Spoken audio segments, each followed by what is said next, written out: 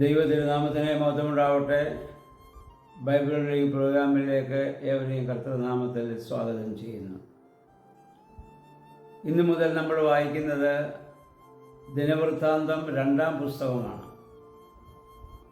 1-ാം അധ്യായം, 29 അധ്യായങ്ങൾ കഴിഞ്ഞ 29 ദിവസങ്ങളായി നമ്മൾ ഓരോ ദിവസവും വായിക്കുകയും ധ്യാനിക്കുകയും ചെയ്തു. ആ പറഞ്ഞു വന്നതിൻ്റെ ഒരു തുടർച്ചയാണ് 2-ാം പുസ്തകത്തിൽ നമ്മൾ കാണുന്നത്. ഈ പുസ്തകത്തിൽ 1 രാജാക്കന്മാരുടെ പുസ്തകത്തിൽ വന്ന ചരിത്രത്തിൻ്റെ തുടർച്ചയാണ് ഇവിടെയും അത് പറഞ്ഞു വരുന്നത്. നമുക്കറിയാം, പ്രവാസത്തിന് ശേഷം മടങ്ങി വന്ന ഇസ്രായേൽ ജനത്തിൻ്റെ ചരിത്രം എന്തെന്ന് തലമുറകൾക്ക് പറഞ്ഞു കൊടുക്കുവാൻ തക്കവണ്ണം ദിനവൃത്താന്തകാരൻ ഇവിടെ വീണ്ടും രേഖപ്പെടുത്തുന്നതാണല്ലോ ദിനവൃത്താന്ത പുസ്തകം.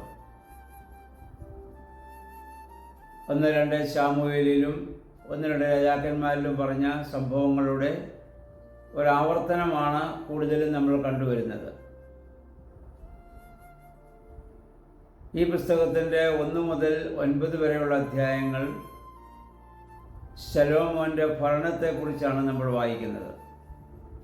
ഇതിന് മുമ്പ് രാജാക്കന്മാരുടെ പുസ്തകത്തിൽ നമ്മൾ വായിച്ചത് തന്നെ.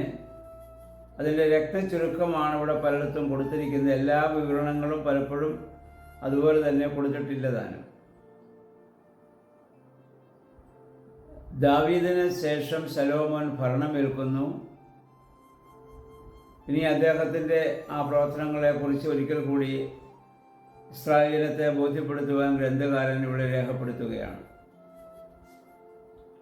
അപ്പോൾ അതിൽ നമ്മൾ ഒന്നാമത് കാണുന്നത് 1-ാം പുസ്തകത്തിൽ ദാവീദ് തുടങ്ങി വെച്ചതായ പദ്ധതികളുടെ ഒരു നിവൃത്തിയാണ് 2-ാം പുസ്തകത്തിൽ രേഖപ്പെടുത്തുന്നത്. അത് ശലോമോനിലൂടെ എങ്ങനെ പൂർണ്ണമാക്കപ്പെട്ടു, നിവൃത്തിയായി എന്നുള്ളതാണ്. ദൈവാലയം പണിയുവാനാണ് ദാവീദ് ആഗ്രഹിച്ചത്. പക്ഷെ ദാവീദിനത് സാധിച്ചില്ല. കാരണം അവൻ്റെ കരങ്ങൾ രക്തം പുരണ്ടതാണ്. ശലോമോനിലൂടെ അത് നിവർത്തിതമാകുമെന്ന് പറഞ്ഞു. അതിനുവേണ്ട എല്ലാ ക്രമീകരണങ്ങളും അദ്ദേഹം ചെയ്തതും തൻ്റെ മകൻ പ്രായം കുറഞ്ഞവനും പരിചയക്കുറവുള്ളവനുമായതുകൊണ്ട് അവന് വേണ്ടി ദൈവസന്നിധിയിൽ പ്രാർത്ഥിക്കുന്നതും അവന് വേണ്ട എല്ലാ ക്രമീകരണങ്ങളും ദാവീദ് ചെയ്യുന്നതുമായ കാര്യങ്ങൾ ഇന്നലെ വരെ നമ്മൾ വായിച്ചു.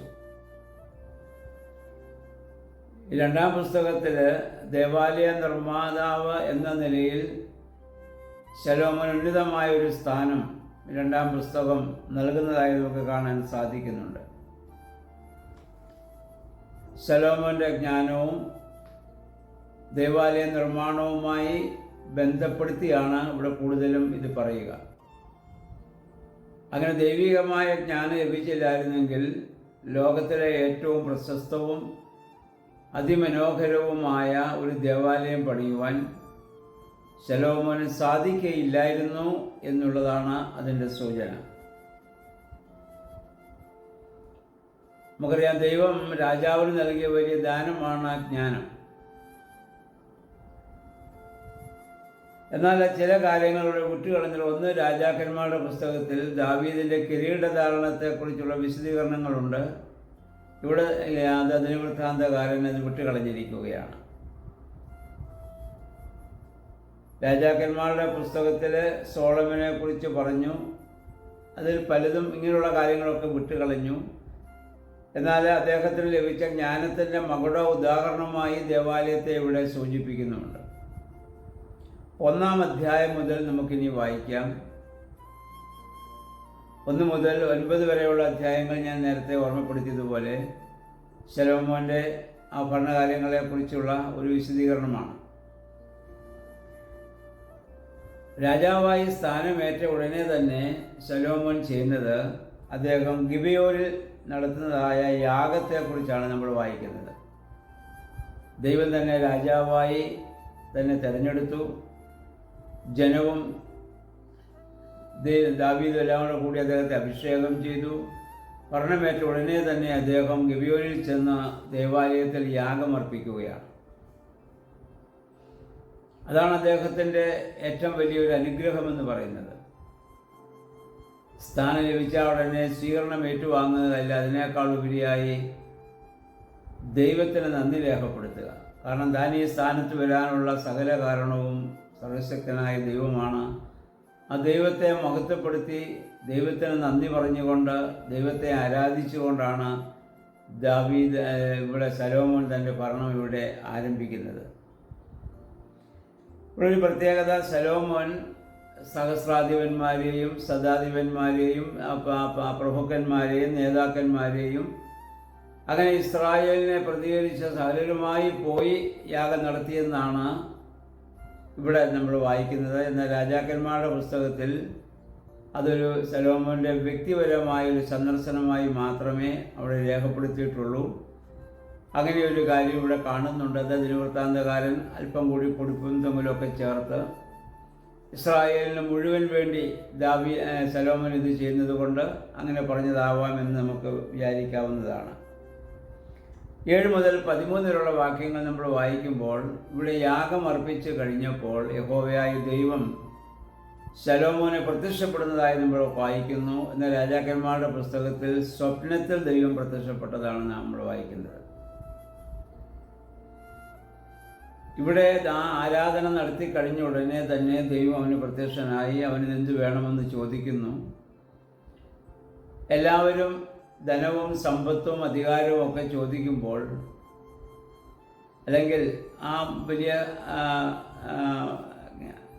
ആ ശ്രേഷ്ഠത ആവശ്യപ്പെടുമ്പോൾ ശലോമോൻ ഇതൊന്നും ചോദിക്കുന്നില്ല. അദ്ദേഹം ഒറ്റ കാര്യമേ ദൈവത്തോട് ആവശ്യപ്പെടുന്നുള്ളൂ: ദൈവമേ, അവിടുത്തെ ജനത്തെ നയിക്കുവാനുള്ള ജ്ഞാനം എനിക്ക് തരണം.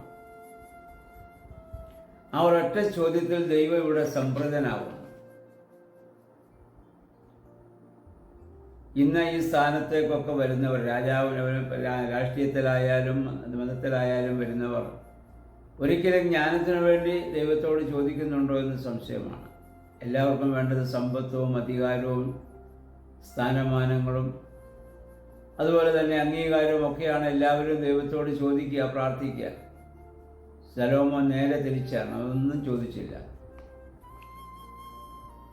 എനിക്ക് ജ്ഞാനം മാത്രം മതി, അങ്ങയുടെ ജനത്തെ ഈ ഭൂമിയിൽ നീതിപൂർവ്വം വഴി നടത്താനുള്ള ജ്ഞാനം. ആ ഒറ്റ ചോദ്യത്തിൽ ദൈവം തന്നെ വളരെ പ്രീതിപ്പെടുകയാണ്. ദൈവം പ്രീതിപ്പെട്ടിട്ട് അവൻ ചോദിക്കാത്ത സമ്പത്തും അവന് നൽകുകയാണ്. ചോദിക്കാത്ത സമ്പത്ത്.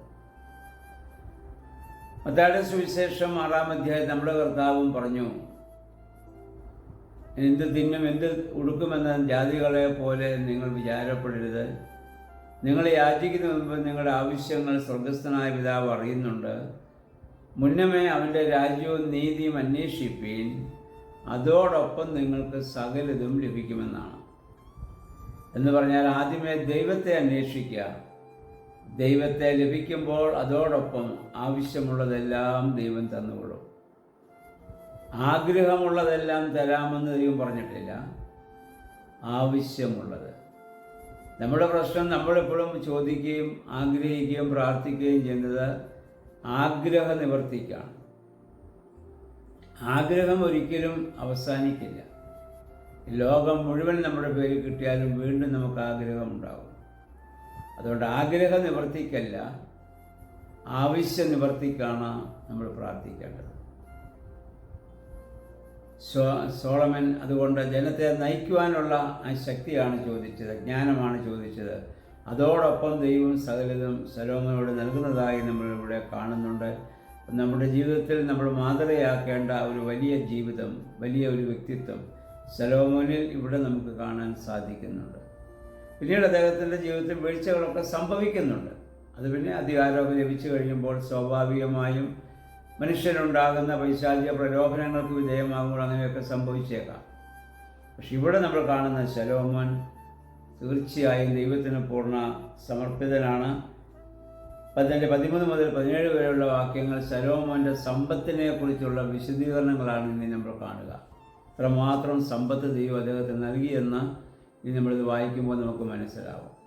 അതുകൊണ്ട് നമുക്കും ദൈവത്തോട് പ്രാർത്ഥിക്കാം, ദൈവമേ, ആവശ്യമായ ജ്ഞാനം, വിവേകം ഞങ്ങൾക്ക് തരണമേ. ആ വിവേകം ഉള്ളപ്പോൾ ദൈവം നമ്മളോടുകൂടി ഉണ്ടെങ്കിൽ നമ്മുടെ സകല ആവശ്യങ്ങളും ദൈവം നിറവേറ്റി കൊടുക്കും. ആ ദൈവത്തിന് പൂർണ്ണമായി സമർപ്പിതമായി ശലോമോനെ പോലെ ആദ്യമേ തന്നെ ദേവാലയത്തിൽ പോയി യാഗമർപ്പിക്കുന്ന, എല്ലാ ദിവസവും പ്രഭാതത്തിൽ ദൈവത്തിന് നമ്മെ തന്നെ പൂർണ്ണമായി സമർപ്പിക്കുന്ന ഒരു വലിയ അനുഭവത്തിലേക്ക് കടന്നു വരുവാൻ നമുക്ക് ശ്രമിക്കാം. ദൈവമേ, പരിശുദ്ധാത്മാവേ, അതിനെ ഞങ്ങളെ ശക്തീകരിക്കുകയും ബലപ്പെടുത്തുകയും ചെയ്ത് നമുക്ക് പ്രാർത്ഥിക്കാം. ദൈവത്തിന് നമ്മളെ എല്ലാവരെയും സഹായിക്കുമാറാകട്ടെ.